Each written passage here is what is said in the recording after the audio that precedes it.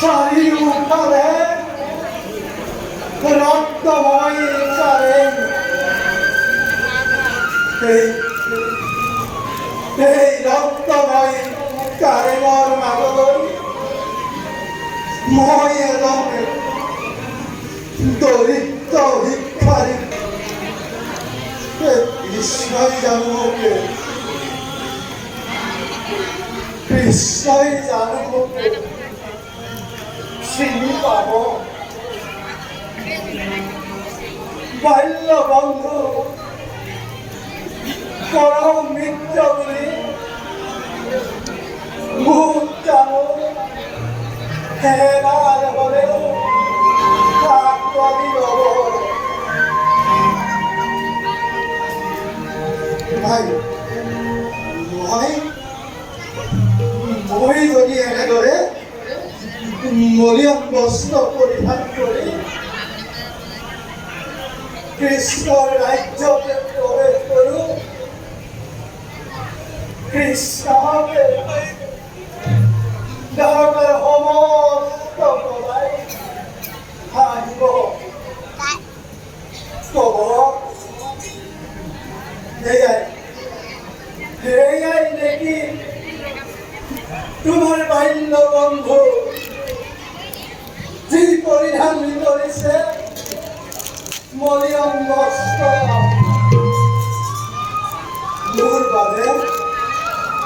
মোৰ বাবে কৃষ্ণৰ মান আনিব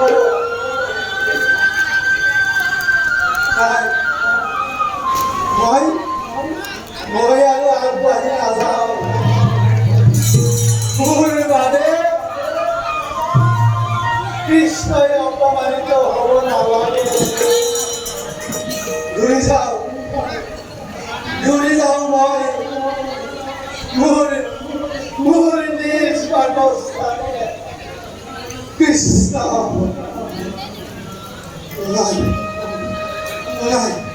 মই যদি ঘূৰি যাওঁ সুচিৰাই মনত পাব মই যিয়েই নহওক লাগিলে মাত্ৰ এবাৰ মোৰ বাল্য বন্ধু কৃষ্ণকে সাক্ষাৎ কৰিবই কি জানি মোক কৃষ্ণই অকণমান হ'লেও মৰম কৰে কৃষ্ণ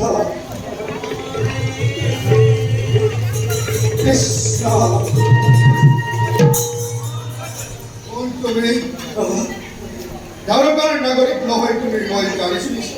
কিয় তোমাৰ সত্য পৰিচয় সত্য দাৰবাল তুমি সত্য অনুমান কৰিছা মই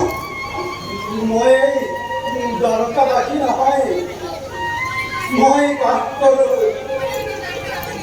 বৃন্দাবনত আহিছোঁ মই যদুপতি সাক্ষাৎ কৰিবলৈ মই তেওঁৰ পৰম মিত্ৰ তুমি কি কৈছা সেয়া ভালদৰে জানিছা নিশ্চয় তুমি মোক সন্দেহ কৰিছা অৱশ্যে ঠিকেই তুমি ভাবিছা এজন দৰিদ্ৰ মলিয়ন বস্ত্ৰ পৰিধান কৰা ব্ৰাহ্মণ কেনেকৈ জগতপতিৰ বাল্য বন্ধু হ'ব পাৰে চোৱা ধৰ্মৰ সদাচাৰী ব্ৰাহ্মণ মই কেতিয়াও মিথ্যা বাক্যৰ আশ্ৰয় নলওঁ তুমি মাত্ৰ এবাৰ যদুপতিক পোৱালৈ তেওঁ সাক্ষাৎ কৰিবলৈ সুদামা আহিছে মই যাওঁ দ্বাৰকাপতিৰ কাষে তুমি সৌস্থানতে কণ্টেক্ট বিশ্ৰাম কৰা কৃষ্ণ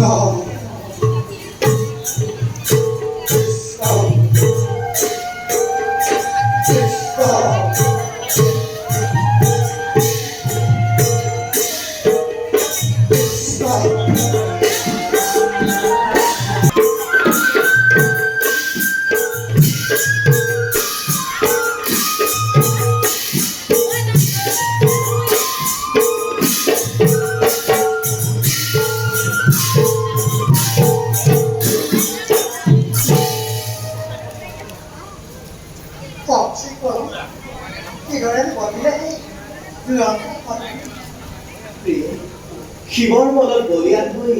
আক্ৰমণ কৰিছিল সেই চূড়ান্ত সংগই তাৰকাৰ সমস্ত প্ৰজাৰ ওপৰতে কৰিছিল অত্যাচাৰ আৰু মই গৈ উপস্থিত হৈ তাক বাধা দিবৰ বাবে তাৰ সন্মুখত তাৰ পাছত সৌভ নামৰে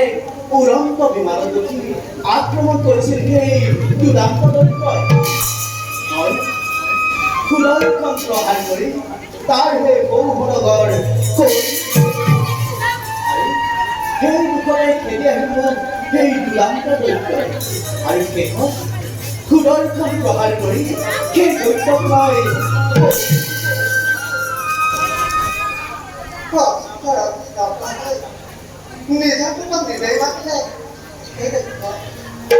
সঁচাকৈ প্ৰিয়ে শিক্ষাবৃত্তি ধাৰণ কৰি কাৰো একো লাভ নহয় সেয়েহে মই মনে প্ৰাণে কামনা কৰোঁ দুৰ্ভোগ পাপ হিংসা এই জগতৰ পৰা আৰু শান্তি বিৰাজ কৰক সমস্ত জগতৰ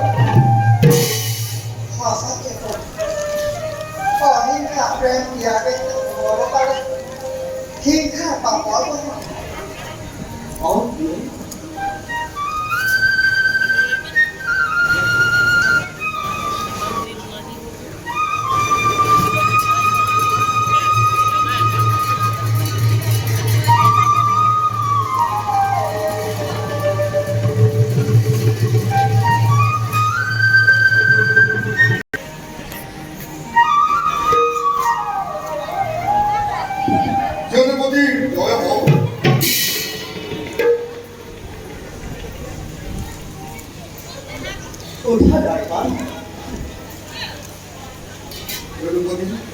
এজন দৰিদ্ৰ ব্ৰাহ্মণ ইন্দ্ৰদ্বাৰত আপোনাৰ দৰ্শন পাইছে এজন দৰিদ্ৰ ব্ৰাহ্মণ শিল্পকাৰত হয় যোৱা দৰকাৰ সন্মানে লৈ অহা সেই অতিথি কিন্তু এটা বিশেষ কাৰণতহে আপোনাৰ ওচৰলৈ আহিবলৈ যোৱা দৰকাৰ তদন্ত কৰিব দৰিদ্ৰ ব্ৰাহ্মণ তেওঁ হয় অনুমান আৰু তেওঁ পৰিধান কৰিছে বলিয়ান বস্ত্ৰ আৰু বাটুলৰ দৰে কৈছে তেওঁ আপোনাৰ পৰম মিত্ৰ মোৰ মিত্ৰ দৰকাৰ কোন তেওঁ ললনা কৰিছিল তেওঁৰ নাম সুদামা সুদামাৰ বাল্য বন্ধু আজি আজি অত বৰ্ষৰ পাছত তেওঁ আহিছে গানলৈ আজি আনন্দৰ কেন্দ্ৰত খিয়াবোৰ উঠিবলৈ উঠিছে বুলিয়ে তাৰপৰা যোৱাগৈ এই দ্বাৰটো অপেক্ষা কৰিবলৈ পোৱাগৈ মই নিজে যাম তেওঁ আগৰে দেখুৱাই যোৱা মোৰ পৰম মিত্ৰ আহিছে তাৰকা নগৰলৈ যোৱা প্ৰিয়ে মোৰ বন্ধুৰ শুশ্ৰূষাৰ বাবে পাঠ্য ঐক্য ধূপ যোগাৰ কৰাগৈ চাবা যাতে মোৰ বন্ধুৰ শুশ্ৰূষাত কোনো ত্ৰুটি নপৰে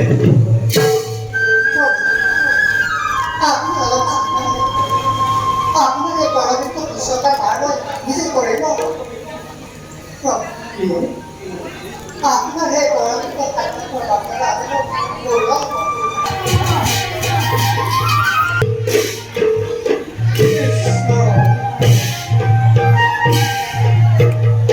সাৱধান সুদামা ভাবিছা সুদামা ক'ত এক দৰিদ্ৰ ব্ৰাহ্মণ আৰু ক'ত এজন ৰজা সকলোৰে সন্মুখত তোক সন্মান কৰিবলৈ যদি তেওঁ লাজ পায় কি ভাবিছ সুদামা তই ঘূৰি যা নিজ স্থানলৈ ইমান পৰেও তোক নিবলৈ নাহিল কোনোজন গতিকে ঘূৰি যা সুদামা তই ঘূৰি যা নিজ স্থানলৈ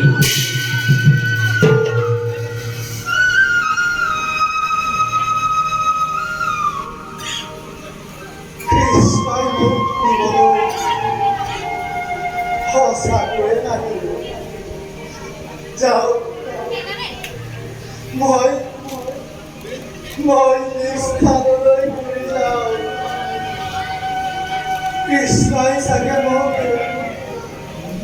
পাহৰিয়ে থাকিলে যাওক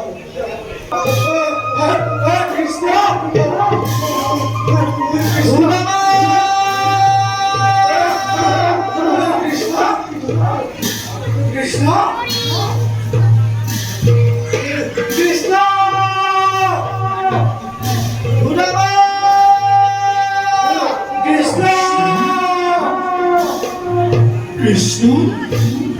কৃষ্ণ কৃষ্ণ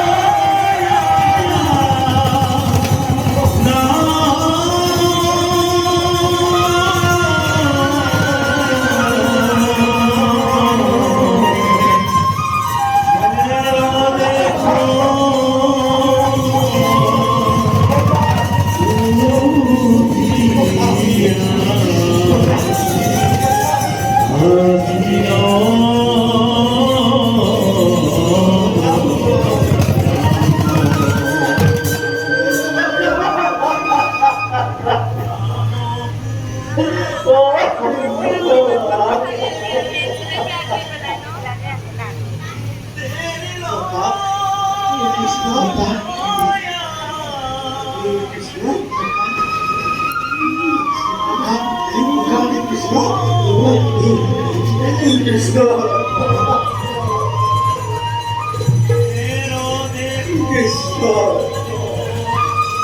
কৃষ্ণ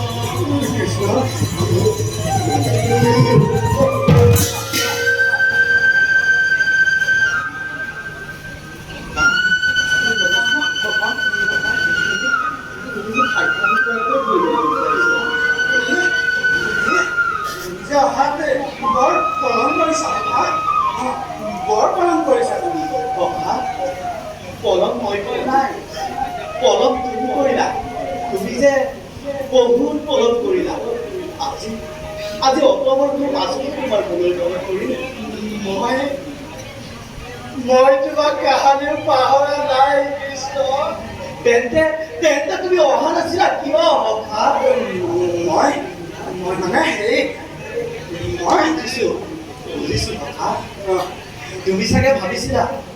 তাৰকাৰ অধিপতি হৈ মই তোমাক চিনিবলৈ অস্বীকাৰ কৰিম। তোমাৰ মোৰ বন্ধুত্বৰ ওপৰত অকণো বিশ্বাস নাই সখা। আৰু তুমি কেনেকৈ ভাবিব পাৰিলা মই মোৰ শৈশৱৰ বন্ধুক পাহৰি যাম সখা?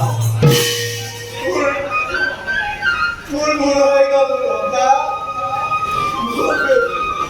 মোক কিয় খানা সখা? মোক কিয় বুজিব না?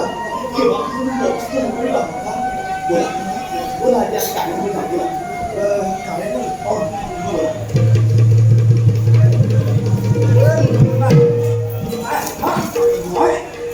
মই আৰু কাৰেণ্টলৈ নাযাওঁ সখা। মই আৰু কাৰেণ্টলৈ নাযাওঁ সখা। তোমাক পোৱাৰ যি অভিলাষ আছিল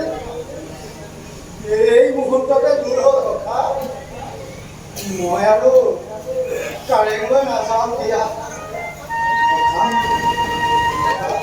বুজা নাই মই তোমাৰ কথাৰ অৰ্থ। তোমাক পোৱাৰ যি অভিলাষ আছিল তুমি মোক বন্ধু বলে যে মুহূৰ্তত আলিঙ্গন কৰিলা মই নথৈ আনন্দিত হলো গতিকে মই আৰু তালৈ নাযাওঁ সখা কৃষ্ণ তুমি কিন্তু আগৰ দৰে ঘৰতে আছা তোমাৰ আগমনত মোৰ মা খানিব নহয় নে গ'ল বৰঞ্চ তোমাৰ আগমনত মোৰ মাৰ শতগুণে বাঢ়িল সখা চোৱা সখা তোমাৰ আগমনত তাৰকাৰ ধূলি কৰা পৰ্যন্ত পবিত্ৰ হ'ল আৰু যুগে যুগে মানৱ সমাজে দোহাই দিব বন্ধুত্ব আমাৰ তুমি কেনেকৈ ভাবিব পাৰিলা মই শিক্ষণৰ পৰা ঘূৰি যাবলৈ দিম চোৱা সখা পৰিধান